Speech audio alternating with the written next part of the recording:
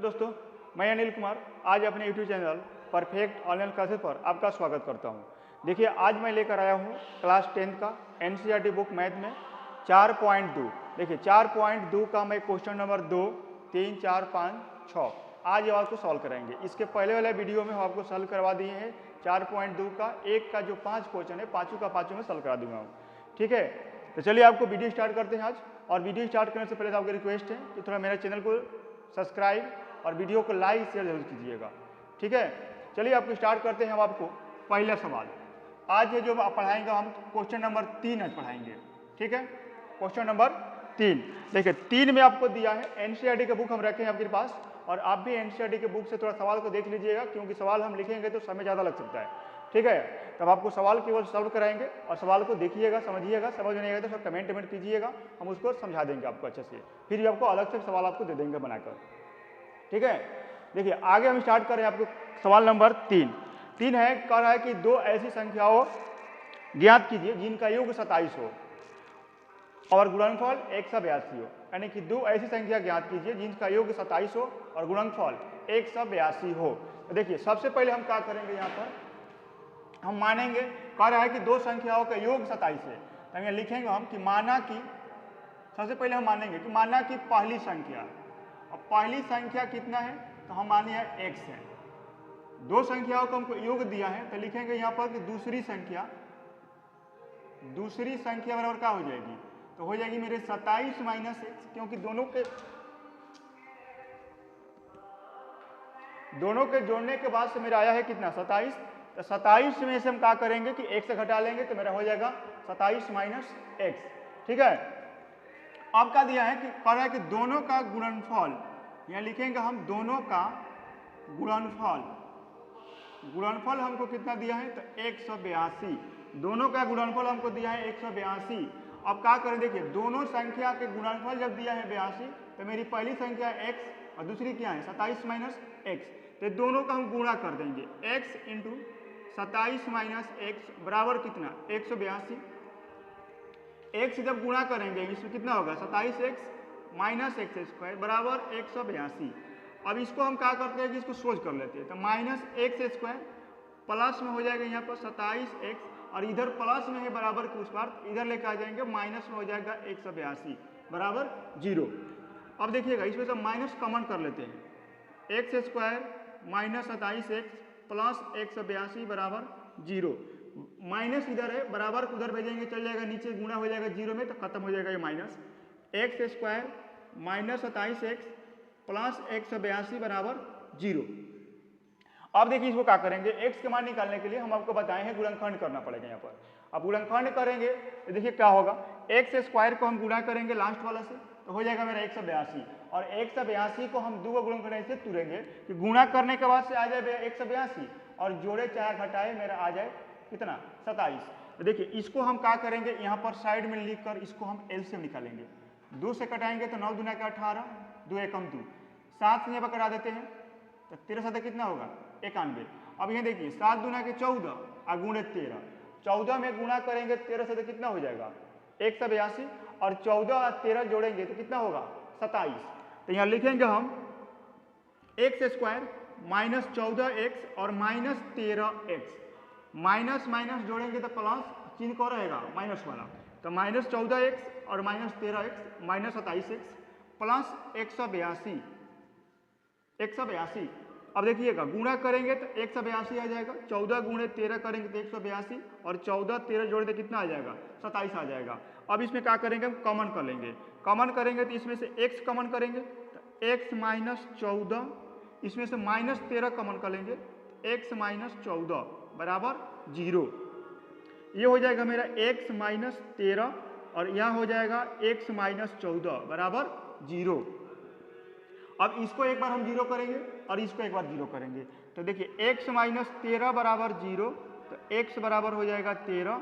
फिर क्या लिखेंगे x माइनस 14 बराबर 0, तो x बराबर क्या हो जाएगा 14।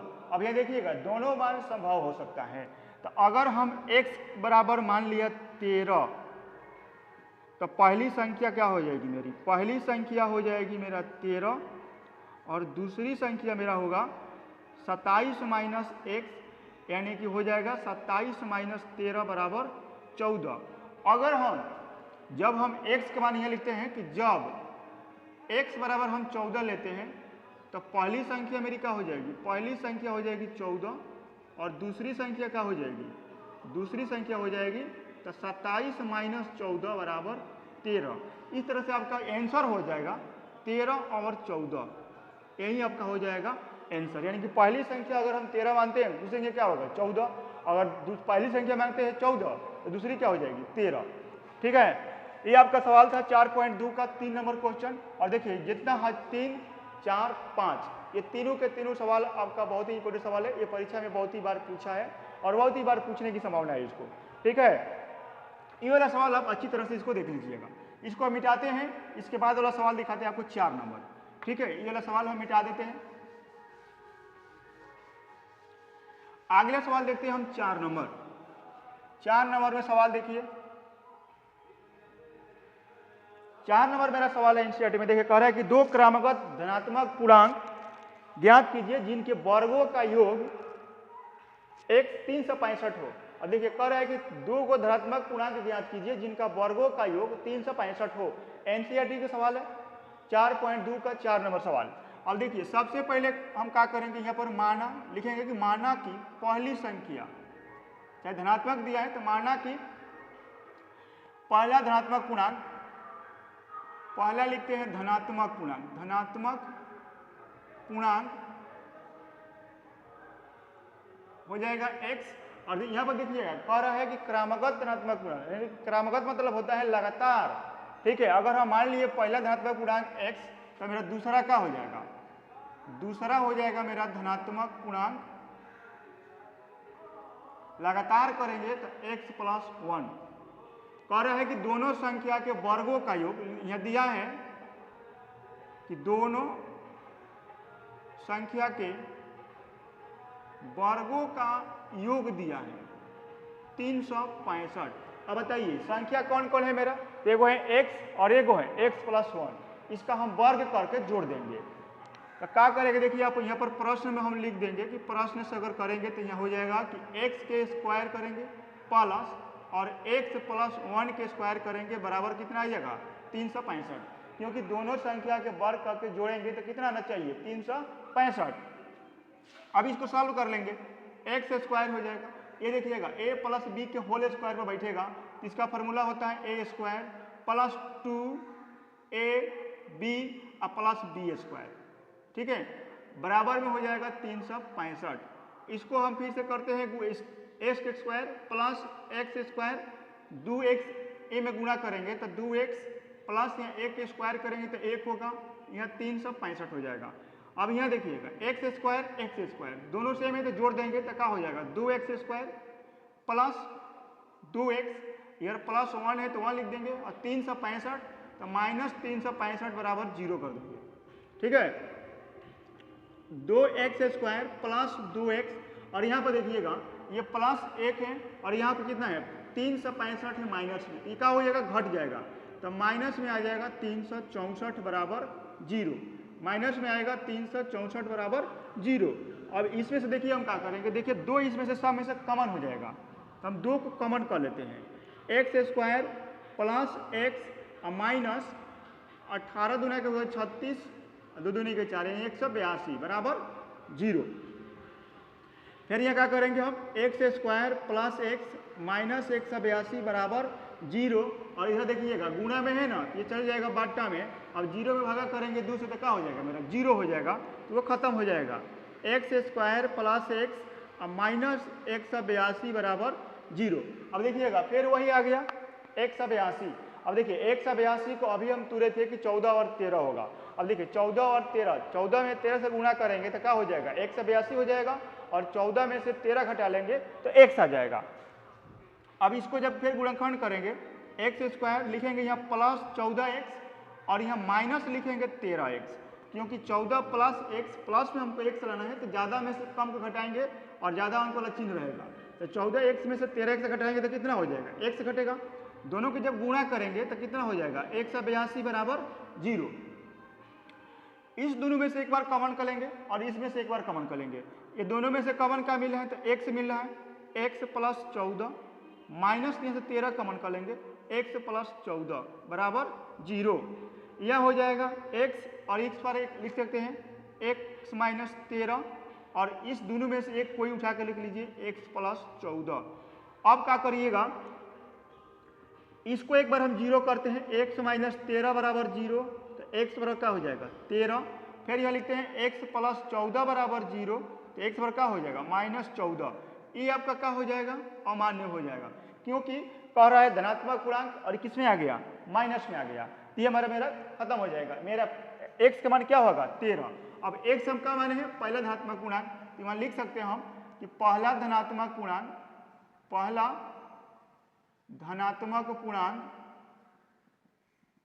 क्या हो जाएगा x, और x का मान कितना आ गया 13। दूसरा लिखे हम दूसरा धनात्मक पूर्णांक x प्लस 1 यानी कि 13 प्लस 1 बराबर 14। इसका भी आंसर क्या होगा 13 और 14, यानी कि पहला हो जाएगा 13 और दूसरा क्या हो जाएगा 14। ठीक है, ये वाला सवाल था आपका 4 नंबर।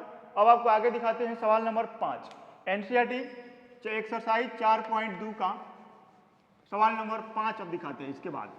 ठीक है, चलिए अब 5 नंबर सवाल को बताते हैं। देखिए सबसे ज्यादा इंपॉर्टेंट सवाल 5 नंबर, क्योंकि सवाल में बहुत ही बार पूछ चुका है परीक्षा में। 5 में लिखते हैं 5 नंबर में देखिएगा एनसीईआरटी की किताब में, देखिए सवाल क्या कह रहा है। कह रहा है कि एक समकोण त्रिभुज की त्रिज्या इसके आधार से एक समकोण त्रिभुज की ऊंचाई इसके आधार से 7 सेंटीमीटर कम है। यदि कोण 13 सेंटीमीटर है तो अन्य दो भुजाएं ज्ञात कीजिए। देखिए इसको सवाल बनाने के लिए हम सबसे पहले एक समकोण त्रिभुज बनाते हैं। समकोण त्रिभुज हम बनाएंगे, समकोण त्रिभुज बना के यहाँ जैसे लिख सकते हैं हम ए बी सी। और देखिए समकोण त्रिभुज के मतलब होता है कि उसका एक कोण क्या होगा 90 डिग्री का कोण बनेगा। तो यहाँ पे मेरा 90 डिग्री का कोण बन गया। अब यहाँ कह रहा है कि एक समकोण त्रिभुज की ऊंचाई उसके आधार से 7 सेंटीमीटर कम है। तो सबसे पहले हम देखिए किसे कह रहा है कम, आधार से 7 सेंटीमीटर कम है। तो हम क्या करेंगे मान लेंगे कि समकोण त्रिभुज के आधार क्या होगी x हो जाएगी। ये सबसे पहले यहाँ लिखेंगे हम कि माना कि समकोण त्रिभुज की आधार बराबर क्या हो जाएगी x सेंटीमीटर, क्योंकि कह रहा है कि आधार से ऊंचाई 7 सेंटीमीटर कम है। जब हमको आधार नहीं मालूम होगा तो उसे 7 सेंटीमीटर कम कैसे करेंगे। तो हम सबसे पहले मानेंगे कि आधार उसका कितना है x है। अगर आधार x हो जाएगा तो इसका ऊंचाई कितना होगा, ऊंचाई मेरा हो जाएगा x माइनस 7, क्योंकि कह रहा है कि उसका जो ऊंचाई है वो 7 सेंटीमीटर कहाँ है कम है। अब इसको हम लिख सकते हैं इधर आधार ये मेरा हो जाएगा x सेंटीमीटर और इसको हो जाएगा x माइनस 7 सेंटीमीटर और इसका कोण हमको दिया है, कोण बराबर दिया है 13 सेंटीमीटर। तो कोण ये लिख देंगे हम 13 सेंटीमीटर। ठीक है, अब देखिए हम क्या लिखते हैं यहाँ पर पाइथागोरस प्रमेय आप पढ़े होंगे, पाइथागोरस प्रमेय। इसे आपको जानते होंगे कि कोण स्क्वायर बराबर होता है लंब स्क्वायर प्लस आधार स्क्वायर।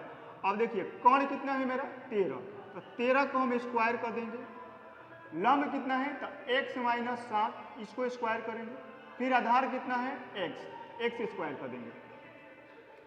13 के जब स्क्वायर करेंगे तो 169 हो गया। इसको बैठाएंगे हम a माइनस बी के होल स्क्वायर पर, इसका होता है a स्क्वायर, तो x स्क्वायर लिखे माइनस 2ab प्लस में होता है b स्क्वायर, तो 7 का हम स्क्वायर कर लेंगे। ये मेरा हो जाएगा x स्क्वायर। यह हो जाएगा 169 बराबर x स्क्वायर 7 दूना के 14x plus 49 plus x square 169। और देखिए प्लस में है ना 49, इधर लेके आते हैं तो यह आ जाएगा माइनस 49। ये x स्क्वायर ये x स्क्वायर 2x स्क्वायर हो जाएगा और माइनस ये 14x हो जाएगा। 169 में से हम 49 घटा रहे हैं तो 1 से देखिए 9 में से 9 गया 0, 6 में से 4 गया 2 और यहाँ कितना बचेगा 1 से कितना हो जाएगा 20 और ये आपका हो जाएगा 2x स्क्वायर और माइनस 14x। इसको हम सोच लिख देते हैं x स्क्वायर माइनस 14x अब बराबर इसको करते हैं हम 120। 2x² माइनस 14x और माइनस 120 बराबर 0 हो जाएगा। ठीक है, अब इसको क्या करते हैं, इसमें से 2 हम कॉमन कर लेते हैं। x² माइनस 7x माइनस 60 यहाँ बचेगा बराबर 0। फिर वही काम करेंगे, ये गुणा में है, उधर भेजेंगे 0 के लिए चल जाएगा, बटा में कट के खत्म हो जाएगा जू। तो x² मेरा बचेगा x² माइनस 7x माइनस 60 बराबर 0। अब इसको फिर गुणनखंड करेंगे। अब देखिए 12 5 कितना होता है 60, 12 में हम 5 से गुणा करेंगे 60 आ जाएगा, अब 12 में से 5 घटाएंगे तो 7 आ जाएगा। ठीक है, तो इसको हम यहाँ पर सॉल्व करते हैं। x² माइनस 7x माइनस 60 बराबर 0 को हम x² minus 12x plus 5x minus 60 बराबर 0 लिख सकते हैं। इसमें से एक बार कॉमन करेंगे और इसमें से एक बार कॉमन करेंगे। x कॉमन करेंगे इसमें से तो x माइनस 12 बचेगा, प्लस 5 कॉमन करेंगे तो x माइनस 12 बचेगा बराबर 0। यहाँ हो जाएगा मेरा x प्लस 5 और यहाँ होगा x माइनस 12 बराबर 0। एक बार हम इसको 0 करेंगे x प्लस 5 को तो x बराबर क्या हो जाएगा माइनस 5। इसको एक बार 0 करेंगे x माइनस 12 को तो x बराबर क्या हो जाएगा 12। अब देखिएगा ई वाला जो है माइनस में आ गया तो इसको हम कह देंगे कि ये अमान्य है। x के मान कितना होगा 12। अब हम x का मान है, आप देखिएगा तो माना कि समकोण त्रिभुज की आधार माने है आधार x के मान कितना आ गया 12 सेंटीमीटर। तो यहाँ लिखेंगे हम आधार बराबर 12 सेंटीमीटर, इसका ऊंचाई माने हैं हम x माइनस 7। तो x मान कितना आ गया 12, 12 में से 7 घटा लेंगे 5। इस तरह से आंसर इसका हो जाएगा 5 और 12। आधार के मान हो जाएगा 5 और ऊंचाई के मान कितना हो जाएगा 12। सॉरी, आधार के मान हो जाएगा x के मान हो जाएगा 12, ये ऊंचाई हो जाएगा 5। यही आपका आंसर हो जाएगा। ठीक है, ये आपका है क्वेश्चन नंबर 5। एक और क्वेश्चन आपका बचा है क्वेश्चन नंबर 6, लास्ट क्वेश्चन आप देखिए। ठीक है, इसको मिटाते हैं हम। इसको अच्छी तरह से आप कॉपी में देख के बना लीजिए, इसको रिवीजन कीजिएगा क्योंकि इस परीक्षा में सवाल बहुत ही बार पूछ चुका है। ठीक है, इसको मिटाते हैं आप। आगे सवाल इसको दिखाते हैं आपको 6 नंबर में देखिएगा सवाल।